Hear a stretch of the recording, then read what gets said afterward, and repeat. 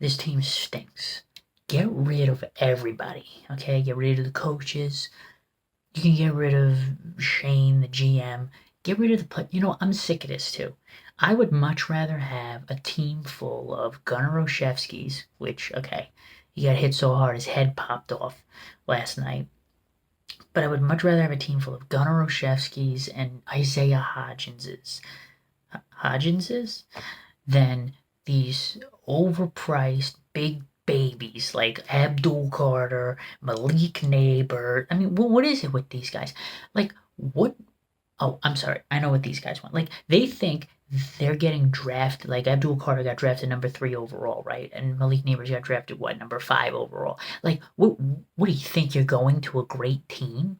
Like, I think all these guys want to go play on, like, the Eagles or the Chiefs, right? Like, Malik Neighbors. He just wants to, like play on like the Chiefs where it's like, oh, they have like another wide receiver there and I could be a receiver there and they have Patrick Mahomes and I can just catch my 70 passes for 1,400 yards and 12 touchdowns every year.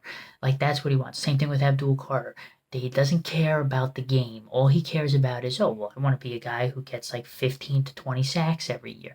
Like they don't understand, first of all, you're playing on a bad team. So that's going to be tougher on a bad team until the team gets itself together. And also, they don't understand the little things that it takes to get to that point. It's almost as if they've been, because they're rookies too, so they don't really understand the NFL. They've just been watching the NFL as a fan, and they don't understand all the little details that it takes. They're just watching the Sunday games and going, wow, guys like Brian Burns have 14 sacks this year, whatever it is, right? And they think they're just going to come in and go, well, I'm more athletic than Brian Burns. I could get that. Like, they don't understand that. It's not just about being athletic. In college, yeah, if you're the most athletic guy on the field, you'll dominate. You don't have to know tendencies. You don't have to watch film. If you're just bigger or stronger than the guy playing against you, you'll win and you'll get a sack or you'll get a big touchdown. It doesn't matter. But in the NFL, guys understand your weaknesses. They watch film. They know how to bait you. They know how to trick you and they'll dominate you unless you have a counter to all of that. And these guys are all big babies. And I'm not even going to get into the game. Giants got blown away. I mean, what else did you expect? The Patriots are 10-2. The Giants are 2-10. And I'm getting sick of this Dart stuff too on both sides. I'm getting sick of people saying, "Oh, Dart's getting hit. Be careful." It's football, okay? And I can tell you right now, he's on his way to a Joe Burrow career, okay, where he's got a lot of talent and it's not going to get realized because he's going to be injured every year.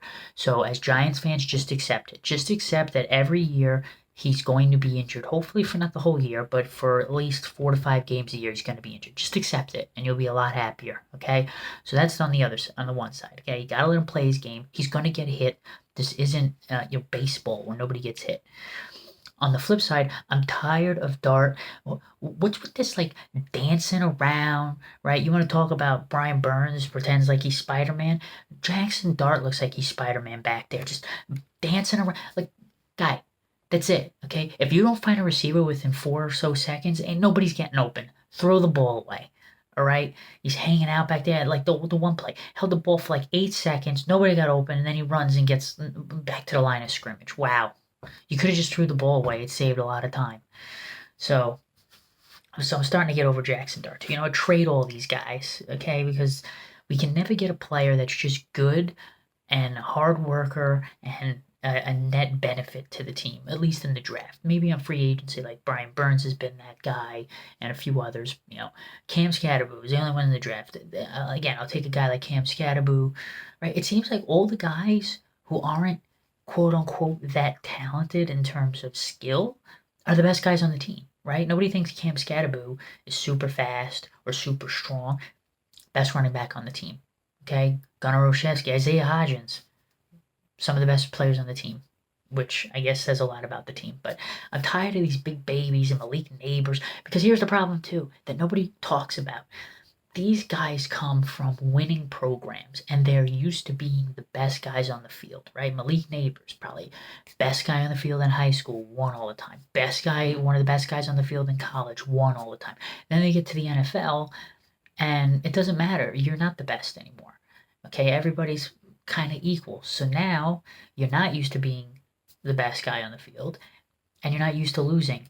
And it demoralizes these guys because, again, they're big babies. They don't understand how to lose and how to use that as motivation to win. No, because I'm sick of this too.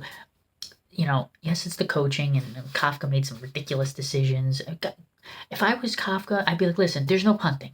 Okay, we're 2-10. Every drive we're taking all four down. What's gonna happen if they stop? Well, we're gonna be 2-11. Big deal. We're going for it on every fourth down because our defense can't stop anybody. Now he punts it at the end of the half. He punts it on like a 4th and 5 or whatever it was at the end of the game when you're down 2 possessions. I mean, if you would have went for it there and got it, who knows? Maybe you just go down and score. It would have been 30-22. You're only down by 8 points. No, he punts it, and the game was basically over. But I understand it. Coaches are bad. But at some point, you are the players, okay? Malik Neighbors, if you're as good as you think you are, okay? Abdul Carter, if you're as good as you think you are, where are you? You are supposed to be the guys that make the team the good team. And I don't understand his mentality where like Abdul Carter and Malik Neighbors, I know they haven't outright said it, but they basically have this attitude of like, ugh, this team sucks. It's like, yeah, you know why the team sucks? Because you suck. That's why. Okay, Abdul Carter, where's your production? Okay, Malik Neighbors, where are you? You're not even on the field, and I know, can't control injuries. I get it. You know what? He didn't do that much in the first 4 weeks of the season anyway. Okay, even last year. Okay, he had 1,200 yards receiving. I think he had 1,200 yards receiving on 1,200 catches because, like, every play he was getting a 2-yard catch. I don't want to hear it. You guys are supposed to be part of the solution. Instead, not only are you not part of the solution, you're part of the problem. You're making the Giants worse and embarrassing them. Okay, so I'm sick of it. I would trade all these guys. Dart, I'm 50-50 on because I think Dart says all the right things, and I really do think he wants to work hard and be better. But even he does ridiculous things in the game because he wants to play hero ball. And I know we could say, oh, it's because he's got no weapons, so he's trying to do everything himself. But I get the feeling even if he had weapons, he would look like a Patrick Mahomes out there just running around, getting injured, and doing all sorts of things. So just want a stable, like a Matthew Stafford or somebody, or Drew Brees, Peyton Manning, Tom Brady of yesteryear, a guy who stands back there, he understands what the defense is trying to do, he knows what his offense is trying to do, and he just goes down the field. Can we have that? No, we can't. So I'm 50-50 on Dart. The other guys, you can trade them. Get them out of here. Get more guys like a Cam Scatterboot, like a Gunnar Olszewski, like an Isaiah Hott, football players, guys who can play football. They're not worried about stats. Okay, they're not worried about being flashy. They're worried about getting first downs and touchdowns and winning the game. Okay, and this isn't a what do you call it? Like, yay, I love Isaiah Hodgins. No, I'm just saying, you need guys like that. The blue collar working guys of the team, okay, that will just go out there and play their role. Not the guy like an A.J. Brown on the Eagles, where at the time they were like 8-2 and winning games, but A.J. Brown's like, I didn't have any catches. That's what you're concerned about because you had like 2 catches for 20 yards. You won the game. That's why you're playing. Okay? And you're trying to get a Super Bowl, which you already have. What are you complaining about? I'll tell you what he's complaining about. It's because what most of the players of this generation of the NFL complain about. It's like, yeah, I want to win, but I want to be the guy who does it. I want to be the guy who makes us win by catching the 6 catches for 150 yards and 2 touchdowns, or has the 4 sacks and the forced fumble.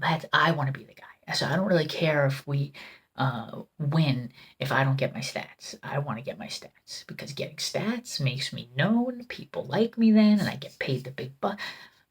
It's about winning, right? That's why the Patriots teams, with Tom Brady were so good. There was really no flashy guys on there, right? Even Tom Brady. Everybody's, oh, Tom Brady's great. Yeah, but he never really had flashy plays.